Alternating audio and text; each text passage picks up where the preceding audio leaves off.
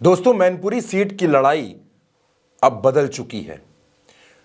उपचुनाव में जो स्थिति इस सीट पर थी, अब वैसे हालात कतई नहीं है।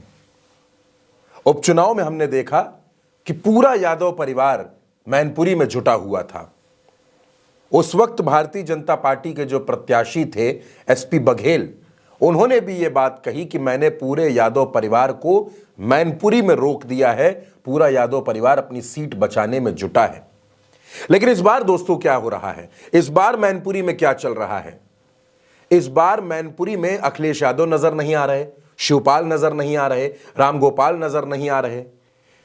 आखिर ये नेता, परिवार के ये नेता कहां हैं? ये मैनपुरी क्यों नहीं आ रहे?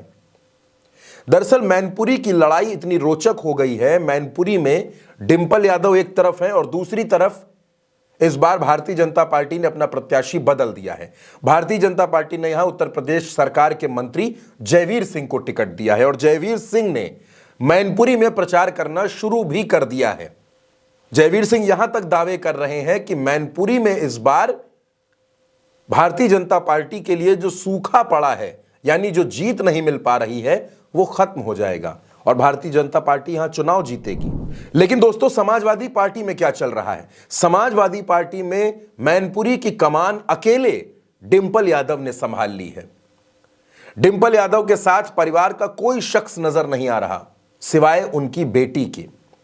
मां और बेटी ने मिलकर मैनपुरी का पूरा मैदान संभाल लिया है और दोनों लगातार दिन रात मैनपुरी के गांव गांव में जा रही हैं, लोगों से मिल रही हैं।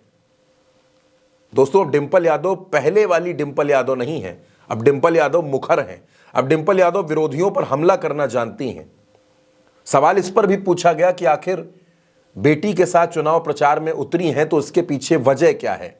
पत्रकार इस बात को टटोलने की कोशिश कर रहे थे कि आखिर यादव परिवार में राजनीति की जो अगली पीढ़ी है, क्या उसमें अखिलेश यादव की बेटी है? और डिंपल यादव ने इसका जवाब भी दिया। दोस्तों, अदिति जी आपके साथ में कल दिखी थी और इससे पहले भी। नहीं तो अच्छा है कि बच्चे जाने कि जो पॉलिटिक्स होती है वो इतना इजी नहीं होता है। जैसे कि हमें दिखता है कि बहुत आसान है, लेकिन वास्तविकता राजनीति की बहुत ही अलग है कि जब तक आप ग्रास रूट से कनेक्टेड नहीं होंगे, जब तक आप धरातल पर नहीं उतरेंगे, तब तक पॉलिटिक्स का कोई मायने नहीं है। तो इसीलिए मैं चाहती हूँ कि बच्चे इस बात को जानें कि आप कोई भी कार्य करें, आपको परिश्रम तो करना ही है। उपचुनाव की अगर बात करें तो उपचुनाव में डिंपल यादव ने रिकॉर्ड वोटों से जीत हासिल की थी। भारतीय जनता पार्टी ने अपने बड़े चेहरे को यहां पर उतारा, लेकिन मुंह की खानी पड़ी, यहां शिकस्त मिली और इस बार जयवीर सिंह को यहां पर मैदान में उतारा गया है। लेकिन डिंपल यादव जिस तरीके से मैनपुरी में प्रचार कर रही हैं, डिंपल यादव जिस तरीके से गांव गांव जा रही हैं, जिस तरीके से डिंपल यादव लोगों से मिल रही हैं, न यहां पर अखिलेश यादव आ रहे हैं, न रामगोपाल हैं, न शिवपाल हैं, न धर्मेंद्र हैं। दरअसल अखिलेश यादव ने पूरी रणनीति ही बदल दी है। धर्मेंद्र यादव को आजमगढ़ से टिकट दे दिया है, अक्षय यादव को फिरोजाबाद से, और शिवपाल सिंह यादव बदायूं में है। हालांकि चर्चा इस बात की है और पूरी संभावना है कि आदित्य यादव बदायूं में चुनाव लड़ेंगे और शिवपाल यादव पूरी 80 सीटों पर प्रचार करेंगे। उधर अखिलेश ने भी अपने चुनावी महासंग्राम की शुरुआत कर दी। पीलीभीत में उन्होंने चुनावी रैली की, धुआंधार भाषण दिया। लेकिन मैनपुरी की पूरी कमान, मैनपुरी का पूरा चुनाव कैसे होगा, ये अकेले डिंपल के कंधों पर है।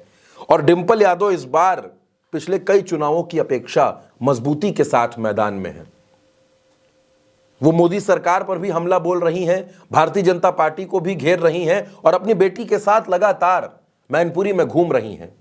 मैनपुरी में छोटी छोटी सभाएं कर रही हैं, नुक्कड़ सभाएं कर रही हैं, गांव गांव जा रही हैं, मीटिंग्स कर रही हैं। और ये सिलसिला दोस्तों आज से नहीं है, ये सिलसिला पिछले 3 महीने से लगातार चल रहा है। अब भारतीय जनता पार्टी ने वहां जयवीर सिंह को टिकट दिया और जयवीर सिंह खुद इस बात को जानते हैं कि मैनपुरी की सीट पर डिंपल यादव को हरा पाना मुश्किल है, या यूं कह लीजिए कि नामुमकिन है। लेकिन जयवीर सिंह चुनावी प्रचार में उतर चुके हैं और दावे कर रहे हैं कि मैनपुरी की सीट भारतीय जनता पार्टी जीत जाएगी। और बड़ा विवादास्पद बयान एक जयवीर सिंह ने दिया। दोस्तों, जयवीर सिंह ने कहा कि मुलायम सिंह यादव की चिता की राख ठंडी भी नहीं हुई और उपचुनाव करा दिया गया। जयवीर सिंह उत्तर प्रदेश सरकार के मंत्री हैं और इतना गैर जिम्मेदाराना बयान। क्या जयवीर सिंह इस बात को नहीं जानते कि चुनाव कराने का अधिकार चुनाव आयोग का है? चुनाव कराने की तारीख चुनाव आयोग तय करता है। कोई सियासी दल या कोई नेता इस तारीख को तय नहीं करता चुनाव कब होगा कब नहीं होगा। नियम तो है कि चुनाव, अगर कोई सीट खाली होती है किसी के निधन की वजह से या किसी दूसरी परिस्थिति की वजह से उपचुनाव होता है, तो 6 महीने के भीतर चुनाव करा लिया जाए। यहाँ तक सनातन संस्कृति को कुचलने का काम किया गया, तुष्टीकरण का काम किया गया। उसी का परिणाम तक 2017 में उत्तर प्रदेश की जनता ने अखिलेश जी को गद्दी नशीन करके उनको गद्दी से बेदखल करने का काम किया। आप कुछ भी अब ढोंग करते रहो, जनता विश्वास नहीं करेगी। जनता विश्वास करेगी मोदी जी, योगी जी की नीतियों कार्यक्रमों पर। लेकिन दोस्तों, चुनाव कराने का जिम्मा और चुनाव कराने का अधिकार चुनाव आयोग का है, ना कि किसी नेता का। तो जयवीर सिंह को ऐसी बातें कहने से पहले सोचना चाहिए। अब हो सकता है कि मैनपुरी में जो आंधी है, मैनपुरी में जो डिंपल यादव के पक्ष में समीकरण बन रहा है, उसको देखकर जयवीर सिंह घबरा रहे हैं। उनको लग रहा है कि मैनपुरी में उनको शहादत के लिए भेज दिया गया है, मैनपुरी में दाल गलने वाली है नहीं। हो सकता है इस बात की भी घबराहट उनके अंदर हो। लेकिन दोस्तों, मैनपुरी की जो पूरी लड़ाई है, मैनपुरी का जो पूरा समीकरण है और जिस तरीके से डिंपल यादव ने पूरे माहौल को अपने पक्ष में बना लिया है, वो भारतीय जनता पार्टी के लिए बड़ी टेंशन है। और मैनपुरी में डिंपल यादव को रोक पाना, भारतीय जनता पार्टी खुद इस बात को जानती है कि ये उसके बस की बात नहीं है दोस्तों।